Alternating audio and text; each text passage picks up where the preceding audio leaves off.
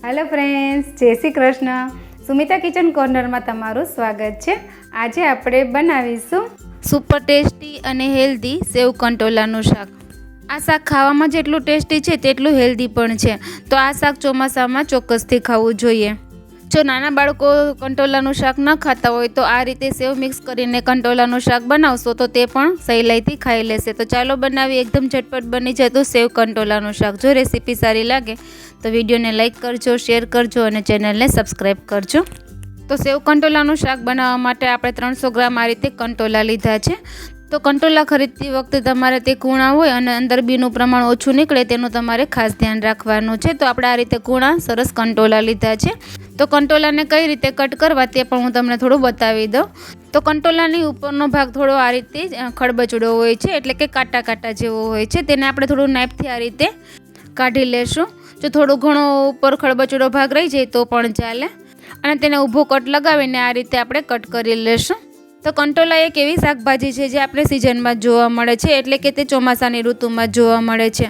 તો કુદરતે આપણે ચોમાસા, શિયાળા, ઉનાળામાં જે શાકભાજી અથવા તો ફ્રૂટ આપેલા હોય તે આપણે ચોક્કસથી ખાવા જોઈએ, તે આપણા માટે ખૂબ જ હેલ્ધી હોય છે। તો કંટોલા પણ એક સિઝનલ શાકભાજી છે, તો તેને આપણે ચોક્કસથી ખાવા જોઈએ। તો આપણા કંટોલા એકદમ સરસ કૂણા છે, તો એકદમ સહેલાઈથી કટ થઈ જાય છે। જો કંટોલા કટ કરતી વખતે કોઈ પાકોલ કંટોલું હોય અને તેના બી થોડા આ રીતે કઠણ હોય તો તેને આપણે કાઢી લેવાના છે। તે બી ખાવામાં થોડા હાર્ડ હોય છે, તો તેને આપણે રિમૂવ કરી દેશું આ રીતે।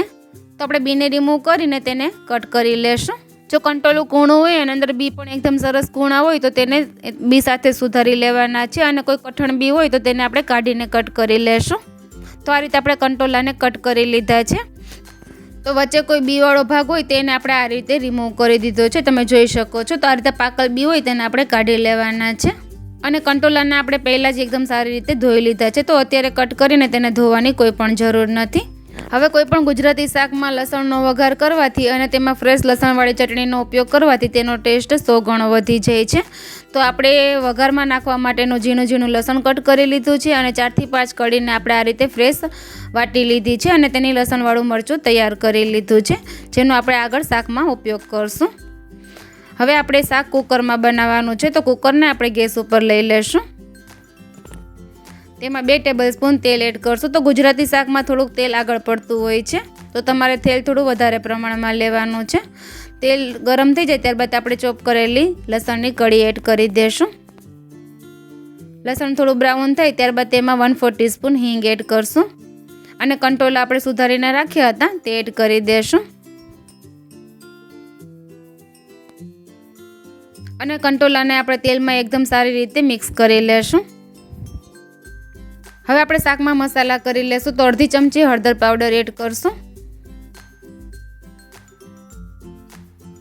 1/2 ચમચી ધાણા જીરું પાવડર એડ કરશું, સ્વાદ પ્રમાણે મીઠું એડ કરશું, અને આપણે ફ્રેશ લસણવાળું મરચું તૈયાર કરીને રાખ્યું હતું તે એડ કરી દેશું।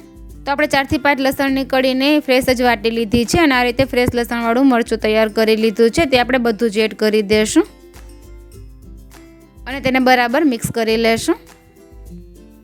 તો ઘણા એવા શાક પણ હોય છે જેમાં આપણે ખૂબ જ ઓછા મસાલા કરીએ તો પણ તે ટેસ્ટમાં ખૂબ જ સરસ લાગે છે, તો તેમાંનું એક આ કંટોલાનું શાક પણ છે। હવે આપણે કંટોલાને મસાલામાં 1 થી 2 મિનિટ થવા દેશું। 1 થી 2 મિનિટ કંટોલા એકદમ સરસ આ રીતે મસાલામાં ભળી જાય ત્યારબાદ તેમાં આપણે ઝીણું ચોપ કરેલું એક ટમેટું એડ કરશું। તો ટમેટું નાખવું પણ ઓપ્શનલ છે। જો તમે ખાલી કંટોલાનું શાક કરતા હોય તો ટમેટું નાખવાની પણ જરૂર નથી, પણ તમને જો ટમેટાનો ટેસ્ટ પસંદ હોય તો તમે એડ કરી શકો છો।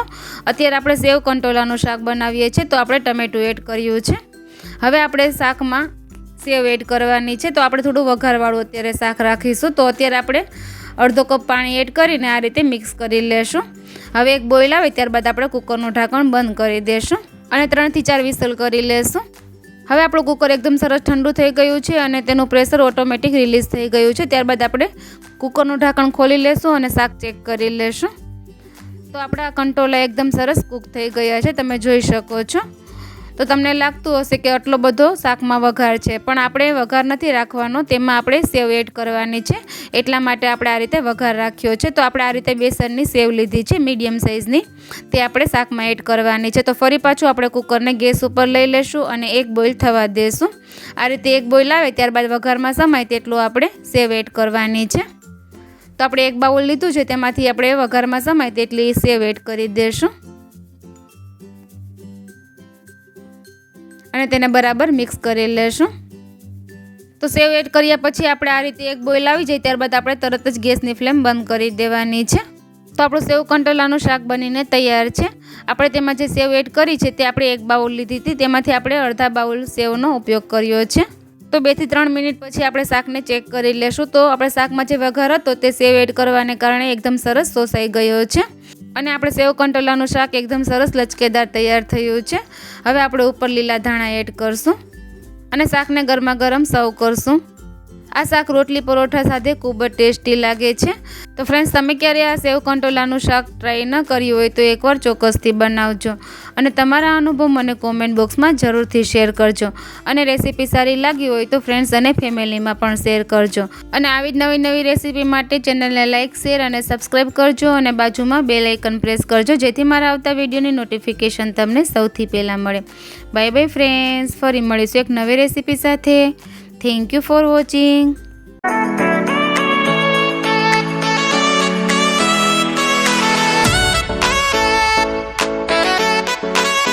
તો ફ્રેન્ડ્સ, તમને મારી રેસીપીઓ પસંદ આવતી હોય તો વિડીયોને લાઇક કરજો, શેર કરજો અને સબસ્ક્રાઈબ કરજો ને બાજુમાં બેલ આઇકનને પ્રેસ કરજો, જેથી મારા આવતા વિડીયોની નોટિફિકેશન તમને સૌથી પહેલાં મળે. Bye bye friends.